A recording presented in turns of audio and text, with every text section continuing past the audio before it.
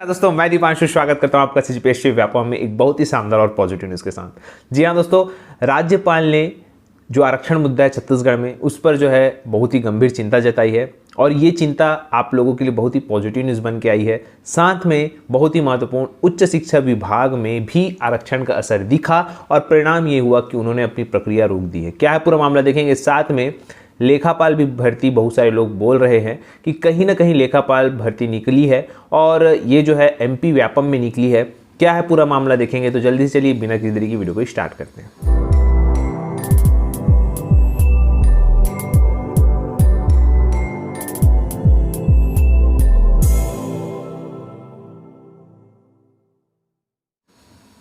तो देखिए, सबसे पहले आपको वीडियो को स्टार्ट करने से पहले सबसे महत्वपूर्ण बातों पर चर्चा करूंगा एमपी व्यापम में। अभी मैं एमपी व्यापम की बात इसलिए कह रहा हूं क्योंकि ये जो सिलेबस है, जैसा कि आपकी स्क्रीन पर शो हो रहा होगा, ये एमपी व्यापम में लेखापाल भर्ती का सिलेबस है, जिसमें आप देखेंगे सामान्य ज्ञान, हिंदी, अंग्रेजी, गणित और रीजनिंग और सामान्य विज्ञान, कंप्यूटर ज्ञान। ये पूरा जो सिलेबस है सेम टू सेम हमारे व्यापम की तरह है, तो इसमें जो है कोई भी दिक्कत वाली बात नहीं है। आप लोग किसी पर्टिकुलर एक स्टेट के भरोसे मत बैठे। आज का जो कंपटीशन का माहौल ऐसा बन चुका है कि जहां भी आपको नॉर्मल जो सिलेबस दिख रहा है, आप वैसी वैकेंसियों पर फॉर्म भरें, चाहे वो रेलवे हो या आपका इस प्रकार की वैकेंसियां हो। तो देखिए, मध्य प्रदेश के व्यापम में भी जो है वैकेंसियां निकली है इस प्रकार की। तो इसका जो सिलेबस है, इसी सिलेबस के अकॉर्डिंग हमारे व्यापम का भी सिलेबस है, तो आपको कुछ नया तैयारी करने को उतना वो नहीं है। बस आप जो व्यापम का सिलेबस की तैयारी कर रहे हो उसी के अकॉर्डिंग करिए। जबकि लेखापाल यहाँ पे देखिएगा बहुत सारे पद निकले हुए हैं, लगभग 73 पोस्ट है लेखापाल के मध्य प्रदेश व्यापम में। यहाँ पे बताया गया है कि कल से इस पर ऑनलाइन फॉर्म भरना है। 22 अक्टूबर कल से फॉर्म भरना है और 22 अक्टूबर तक आप फॉर्म भर सकते हैं। इसमें योग्यता जो है ग्रेजुएशन मांगा है संबंधित विषय में। और यहाँ पे देखिएगा कौन कौन से पद है, लेखापाल, सहायक लेखा अधिकारी और उप अंकेक्षक।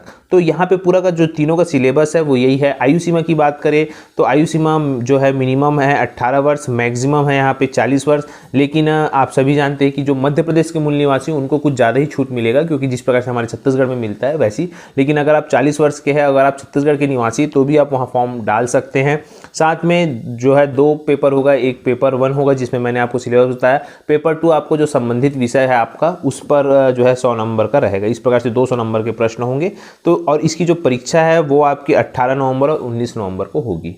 तो बहुत अच्छा है कि आप लोग इसमें फॉर्म भर सकते हैं। आप लोगों को ये होगा कि एक आइडिया होगा कि किस प्रकार का, अगर आप अदर स्टेट का भी दिलाएंगे, क्योंकि हमारे यहाँ छत्तीसगढ़ में जितनी भी संस्थाएं हैं जो परीक्षा लेती है, वो जैसे खासकर व्यापम की अगर हम बात करें तो वो जो है अगल बगल का जो स्टेट है उसमें कहीं ना कहीं कुछ जो क्वेश्चन रहते हैं वो थोड़े एज इट इज़ आ जाते हैं हमारे परीक्षाओं में। तो वो उसका आपको फ़ायदा भी होगा।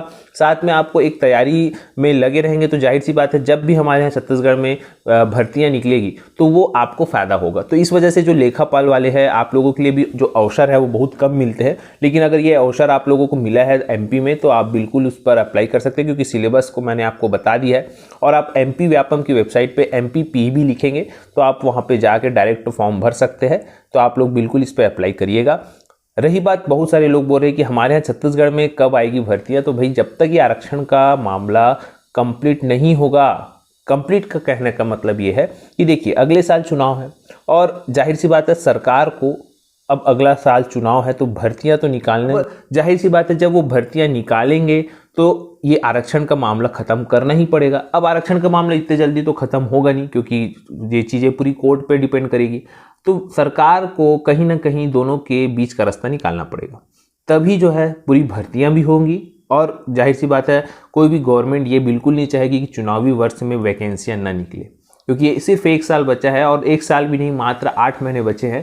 और इस 8 महीनों में जो भर्तियां निकालने का उनका एक टारगेट होगा, तो जाहिर सी बात है क्योंकि अभी बहुत सारी वैकेंसियों को अनुमति मिल गई है, पर ये अनुमति तब तक कोई काम की नहीं जब तक ये आरक्षण का मुद्दा कंप्लीट नहीं हो जाता।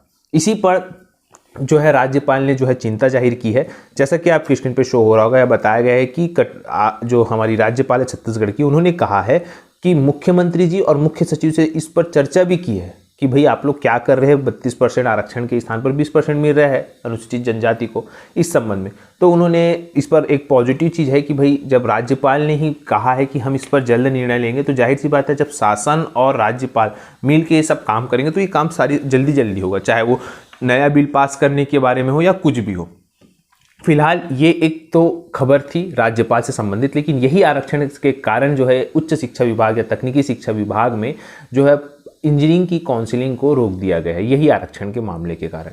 और ये आरक्षण का मुद्दा 17 अक्टूबर को जब कैबिनेट की मीटिंग होगी तभी जो है वो क्लियर होगा, जैसा कि आपके स्क्रीन पे शो हो रहा होगा। तो यहाँ पे पूरी जो वैकेंसियाँ हैं वो कहीं ना कहीं आरक्षण की वजह से रुक गई है। तो आप लोग फिलहाल आप लोगों के पास अभी काम ये है कि आप लोग जो अभी नया 5 जिला बना है उसके अकॉर्डिंग अपने आप को अपडेट करें, क्योंकि देखिएगा बहुत सारी चीज़ें परिवर्तन हो गई है। जैसे कि कोरिया जिले में बहुत सारी चीज़ें जो थी वो अब महेंद्रगढ़ चिरमई में आ गई है। बहुत उसी प्रकार से जैसे महानदी पहले 9 जिलों से होकर बहती थी, अब वो 11 जिलों से होकर बहेगी, क्योंकि भाई देखिए सारंगगढ़ बिलाईगढ़ भी नया जिला बन गया है और वहीं पे शक्ति भी नया जिला बन गया है। तो जाहिर सी बात है यहाँ पे परिवर्तन होगा। तो आप लोग क्या करिएगा, नोट्स को अपडेट करते चलिएगा। ये अच्छी बात है कि आपको और समय मिल गया नोट्स अपडेट करने का ये 5 जिलों के साथ। तो आप लोग बिल्कुल इस नोट्स को अपने नोट्स को अपडेट करें, क्योंकि देखिएगा अभी ये आरक्षण का मुद्दा जैसे ही थोड़ा सा संभलेगा आप लोग देखिएगा बहुत ही जल्द वैकेंसियाँ देखने को मिल जाएगी, चाहे वो शिक्षक भर्ती हो या नॉर्मल ग्रेजुएशन वालों के लिए। व्यापम ने तो अपना पूरा शेड्यूल ही जमा लिया था नवंबर में भर्तियाँ का जो नॉर्मल ग्रेजुएशन वालों के लिए शेड्यूल जमा लिया था, परंतु अब क्या कर सकते हैं, आरक्षण के कारण सारी चीज़ें रुक गई है। तो फिलहाल इसके लिए अच्छी बात यह है कि जब वैकेंसियाँ आएगी तो आपको एक संडे में 2 एग्ज़ाम देना पड़ेगा, जैसा कि आप लोगों ने 2021 दिसंबर में किया था। तो उस चीज़ के लिए रेडी रहिए और जो आपका नया जिला के अकॉर्डिंग है आप उसको अपडेट करते रहिए। बहुत सारे यूट्यूब चैनल जो है वो फ्री में भी पढ़ा रहे हैं। आप जहाँ भी आपको सहूलियत होती है बुक से या जो भी आपको जैसा अच्छा लगता है बिल्कुल आप अपने अपडेट करते चलिए नोट्स को, ताकि आपको आने वाले जो भर्तियाँ हैं उसमें आपको फ़ायदा होगा। ठीक है, यही सब आपको बताना था। यही एक पूरा आप लोगों को पॉजिटिव बांध के रखिएगा। और ऐसे ही वाले तो बहुत अच्छे से तैयारी करिएगा, क्योंकि उनका एग्जाम 6 नवंबर को है भाई, बहुत अच्छे से तैयारी करिएगा। यही आपको न्यूज़ देना था। आशा करता हूँ वीडियो अच्छा लगा होगा। अगर वीडियो अच्छा लगा तो आप इसे ज़्यादा से ज़्यादा तक शेयर करें, लाइक करें, सब्सक्राइब जरूर करें। वीडियो देखने के लिए आप सभी को बहुत बहुत धन्यवाद। आप सभी स्वस्थ रहे, मस्त रहे और पॉजिटिव रहे।